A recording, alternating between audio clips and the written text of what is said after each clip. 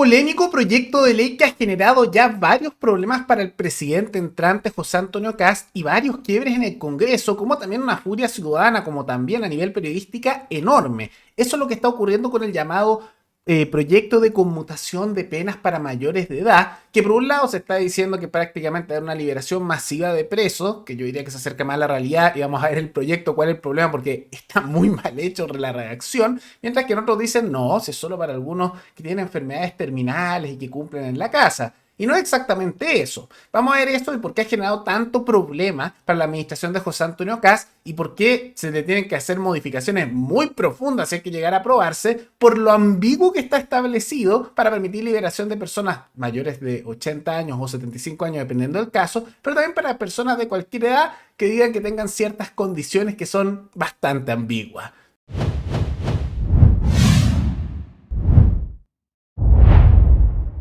La derecha que va a gobernar por cuanto, en términos prácticos, pone a José Antonio Kast en un dilema. No, este es un tema, por supuesto, debatible y que seguramente nos va a acompañar en las siguientes semanas, pero ¿para qué extenderse más de la cuenta? Porque hay varias otras cosas que queremos desarrollar también hoy. Salvo decir lo siguiente, José Antonio Kast hizo campaña prometiendo mano dura contra la delincuencia, y contra la delincuencia implica todos sus ámbitos, no solamente perseguir a los delincuentes, sino que también mantenerlos encerrados, ¿no? Y una señal en términos de mostrar apertura a liberar a delincuentes, son personas que cometieron delitos, para que cumplan penas alternativas, puede ser una señal un tanto confusa para quien espera de él, prioritariamente, mano dura contra la delincuencia, no solo con los que están en la calle, sino que también con los que tienen que cumplir condena. Pero por otro lado, si es que efectivamente él decide,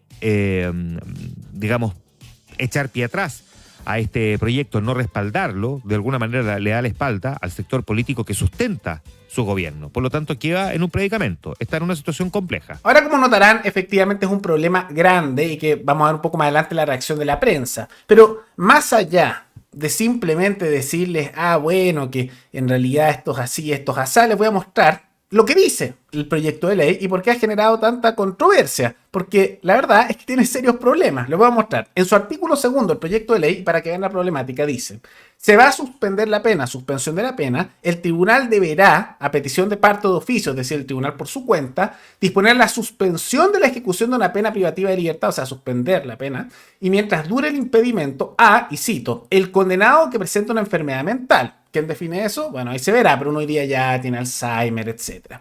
B. Al condenado que padezca otras enfermedades cuando fuese de temer un peligro próximo por la ejecución en la cárcel para la vida del condenado. O sea, no define qué tipo de enfermedad, pero dice estar en la cárcel es un peligro para él en el desarrollo de su enfermedad. Para esto no hay límite de edad. Vamos a ver un poco más adelante que sí hay algunas cosas donde hay edades mínimas, pero esto es para toda edad, lo que estamos viendo a continuación. Así que atentos. Y muy curioso, especialmente en el sistema chileno, donde hemos visto que hay un nivel de corrupción, tanto en distintas profesiones como en el sistema carcelario, que no me sorprendería que se inventen unas enfermedades con médicos poco escrupulosos, que ya ha habido casos, y de repente eso sirve para salir de la cárcel y se escapen, especialmente narcos, por ejemplo. C. Al condenado que se encuentre en un estado físico incompatible con la ejecución en la cárcel o con la organización e infraestructura del establecimiento penitenciario. ¿Qué significa eso? En un estado físico. Es muy guatón, le cuesta subir las escaleras. No, fíjate en realidad que está muy flaco. No, fíjate en realidad que tiene diabetes y no lo pueden atender tan bien en la cárcel. Lo vamos a dejar salir. ¿Se dan cuenta un poco del problema y por qué se hablaba de que esto podría alcanzar unos 12.000 presos que podrían quedar libres de distintas edades? Porque esto está escrito de manera muy ambigua y en esto no hay límite de edad. Ahora, en su artículo tercero hay límites de edad, pero para algunas cosas. ¿Qué dice el artículo tercero? Se los vamos a mostrar aquí.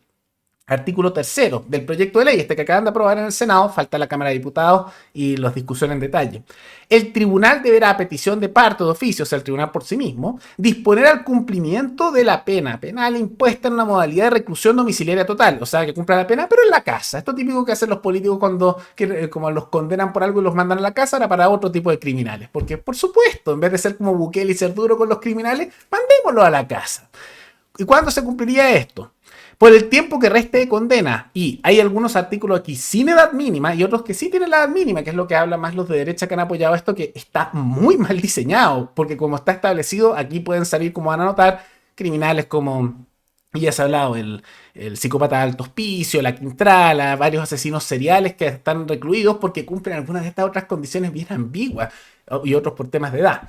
En primer lugar, y esto sí me da mínima, al interno enfermo cuando la privación de libertad en el establecimiento carcelario, por cualquier motivo, le impide recuperarse o tratar adecuadamente su enfermedad crónica. ¿Saben qué entra en esa lógica? Un diabético o alguien con hipertensión o tantas otras cosas. Ustedes saben lo común que es que de repente haya médicos que inventen informes o de repente licencias así nomás. ¿Cuánto creen que podría pasar que un narco bien millonario y que tiene gente también amenazada, de repente puedan conseguir que un médico declare, no, fíjate que en realidad él tiene esta enfermedad y no la están pudiendo tratar?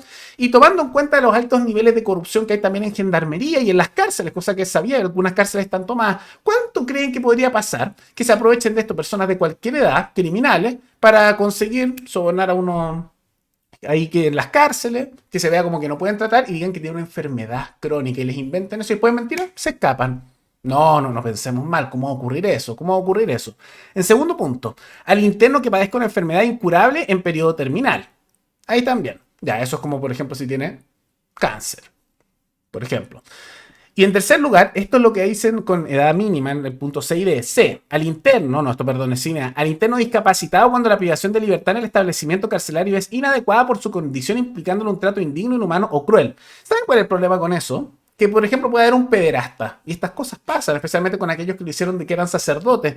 Y digamos que el señor tiene una discapacidad, no puede caminar bien, pero es un pederasta.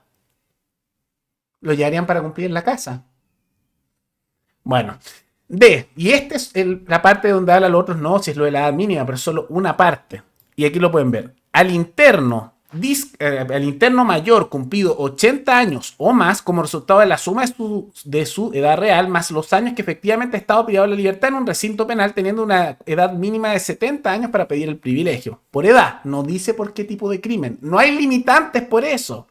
Entonces, se dan cuenta que aquí hay temas de liberación por edad, por definiciones súper ambiguas de enfermedad y también por hechos como decir que hay una enfermedad que no se puede tratar bien en la cárcel, que es lo que vimos antes, que cualquiera lo podría aprovechar y es muy fácil que se falsifique. Y es obvio que va a haber criminales que van a aprovecharse de esto, porque hay mucha corrupción en gendarmería, hay mucha corrupción en las cárceles. Tenemos una situación con el narcotráfico donde hay personas amenazadas en todos los estratos de la sociedad y sabemos que hasta en el poder judicial están corruptos. ¿Cuánto creen que puede pasar cuando hemos visto que liberan a narcos sin mucha dificultad ciertos jueces con excusas absurdas que digan, ay no, este médico lo declaró con hipertensión, fíjate que está en una cárcel que no le pueden tratar la hipertensión, y aparece un juez diciendo, no, sí, toda la razón, llévenselo para la casita, y se escapa? ¿Se dan cuenta el problema de esto? Además del hecho de dejar salir a gente con delitos tan terribles como asesinato, abuso de menores. Hay más de 300 que están en la cárcel actualmente por pederastas, por abusar de menores de edad, y algunos con estas lógicas pueden entrar ahí. Y muchos de esos abusos se dan, por ejemplo, el caso del padre Macaya. Macaya votó a favor de esto. El padre Macaya está condenado por 4 casos distintos de abuso de menores de edad. Eso lo hizo desde su casa. Con esta lógica, él podría, por temas de edad, pedir cumplir su pena en el hogar, donde cometió esos hechos de abuso de menores. ¿Se dan cuenta que el problema acá está en que no hay una serie de limitantes tan amplios, muy abusables? Y por eso esto ha generado tanta indignación en la prensa en general. O sea, hemos perdido el norte en este país. O sea, el Senado de la República se dedica a tramitar un proyecto que le conmuta penas a unos abuelitos que de abuelitos amorosos no tienen nada. Si hay alguno que tiene un problema de salud o está con Alzheimer, en fin, bueno, se revisa su caso, por supuesto. Pero porque yo tengo hipertensión, me devuelvo a mi casa después de haber sido un asesino serial, me parece algo pero crudísimo. O sea, es una estupidez. Entonces yo le pediría al Parlamento que en vez de aprobar conmutación de penas para el abuelito de Heidi, porque de eso están preocupados, ¿no? El Senado aprueba un proyecto que es una estupidez, una cosa demencial. Si habrá algún señor que tenga algún problema de salud, bueno, se revisa caso a caso, pero ¿era necesario un proyecto de este tipo? Un bochorno. Mejor deberían enfocar su energía en dejar a Gepetto de lado y a buscar alternativas para mejorar esta situación de las cárceles. O sea, la cárcel no es un polideportivo, no es un colegio. O sea, yo creo que tengo más problemas para lanzar una pelota a la pandereta de mi vecino de lo que puede un tipo lanzar a la expenitenciaría.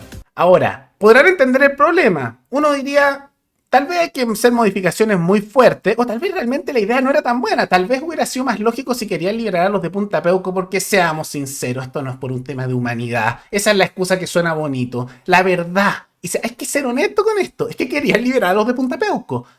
Eso es simple, si es verdad. Kast podría haber dicho, ya, los voy a indultar, soy presidente, los voy a indultar.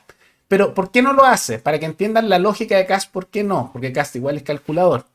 Kast no tiene mayoría en el Congreso. Sabe que no tiene el apoyo para poder hacer eso con solo el indulto, porque perdería, por ejemplo, el apoyo en el Congreso de votos de la gente del PDG, que necesita para aprobar sus proyectos, perdería el apoyo de varios de Chile Vamos, que perderían para hacer sus proyectos, y también, simultáneamente, varios de centro izquierda que han estado coqueteando a niveles estratégicos, lo amenazaron de que si hacía indulto eso no iba a pasar. Entonces, en vez de hacerlo él, que decidió, ya hagamos esto, que en vez de que digamos que es los de Punta Peuco, vamos a decir que somos humanitarios.